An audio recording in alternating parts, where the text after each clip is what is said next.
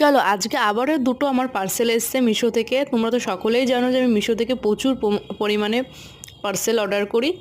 তো প্রথমে তোমাদের আজকে একটা পার্সেলই ওপেন করে দেখাবো, যেহেতু আমি ভেবেছিলাম যে ওই পার্সেলটা আমার, তো তখন আমি পরে নাম দেখলাম যে ওটা না, ওটা আমার না, দিদির। তো সুদীপের কাছে যেহেতু এসেছিলো, তো তার জন্য এক অ্যাড্রেসে সুদীপ ভেবেছে আমারই, ও নিয়ে চলে এসেছিলো। তো যাই হোক, প্রথম পার্সেলটা তোমাদেরকে ওপেন করে দেখালাম। তো এর মধ্যে ছিল একটা জুতো, যেটা আমার খুব পছন্দের একটা জুতো। মানে এখন খুব চলছে জুতোগুলো, আর পরলে বেশ ভালোও লাগে আর খুব কমফোর্টেবল। বাট জুতোটা ভালোই এসেছিলো, কিন্তু আর কি বলবো, দামটাও কম ছিল। কিন্তু সবথেকে বড় কথা, যেটা আমি সাইজ দিয়েছিলাম যে সাইজ, সেটার থেকে বড় দিয়ে দিয়েছে, তার জন্য বাধ্য হয়ে জুতোটাকে রিটার্ন করে দিতে হলো। খারাপ লাগছিল, কিন্তু যাই হোক সুন্দর এসেছিল।